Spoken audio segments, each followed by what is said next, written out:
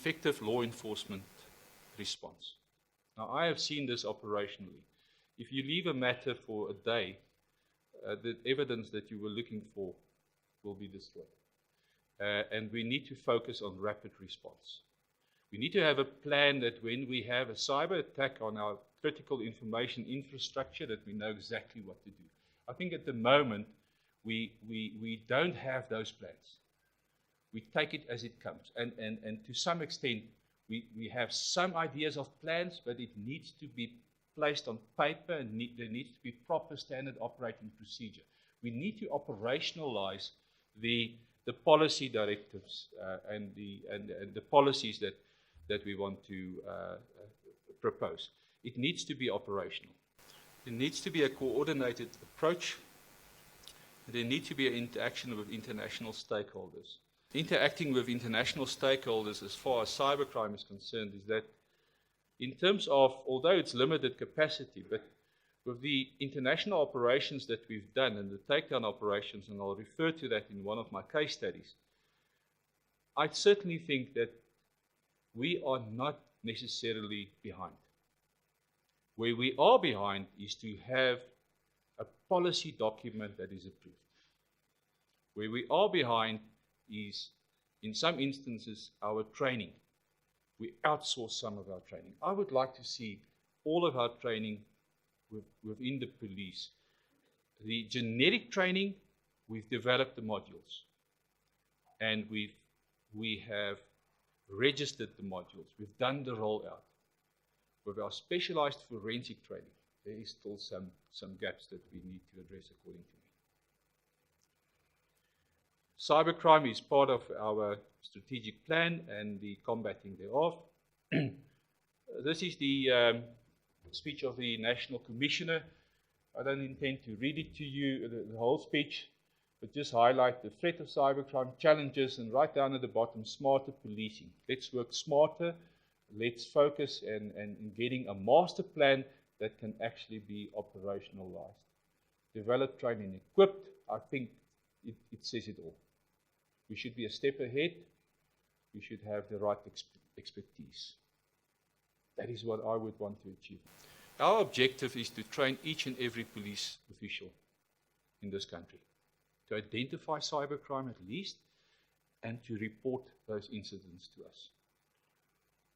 And that includes our uniform guys. And we're running a program with the training division where we have trained station commissioners in the Western Cape and in Gauteng. And you'll be amazed, after a few hours, just giving them the basics, you find that they understand what we are saying to them. We should teach our normal detective out there how to address electronics-related crime. Cybercrimes and related matters bill, we said to change slightly. Two structures that is envisaged. Now, I think we should just take note of the two structures, and we should be mindful that when we write our policy and policy directives, we should make provision for this.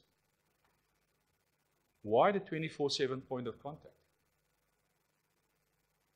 We need to be ready when we receive a request from our friends anywhere in the world.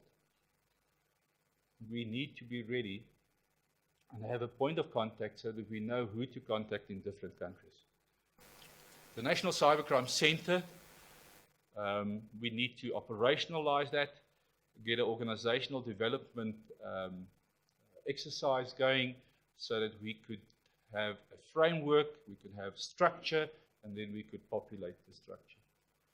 The Electronic Communication Transactions Act, it certainly served its purpose. And we make extensive use of it when we draft our indictments. It's a 2002 Act. We specifically utilize Section 86, and there it is about access and intercepts, interference, any device designed primarily to overcome security measures, but it's outdated. Things have moved on from 2002, 13 years later.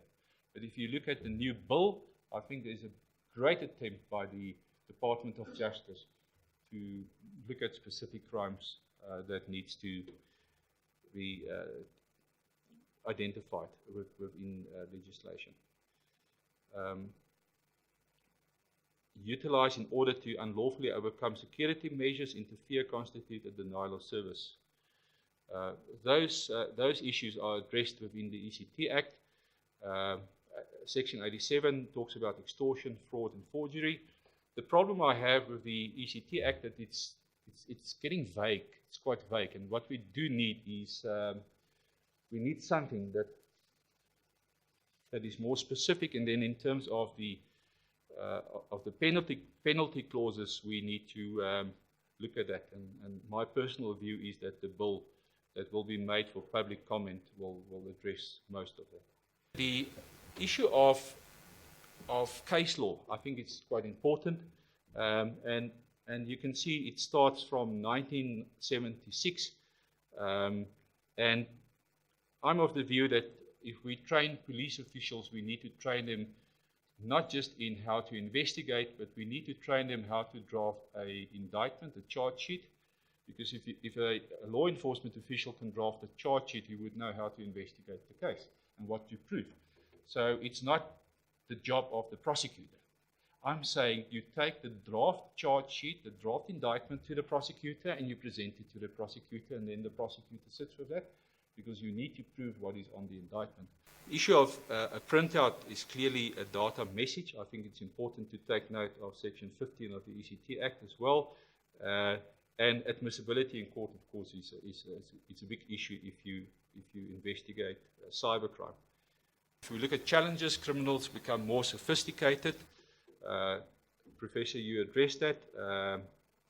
The nature of cybercrime, it's quite difficult to identify the perpetrator. Obtaining evidence from foreign countries, mutual legal assistance, it takes a long time. It's just a reality. And I think that is where the 24/7 point of contact could come in, and preserving of evidence at least. On the forensic side of things, there's a lot that needs to be done. This is the issue about identity fraud that I spoke about earlier, a huge problem in South Africa, a huge problem, and we need to look at an intervention strategy.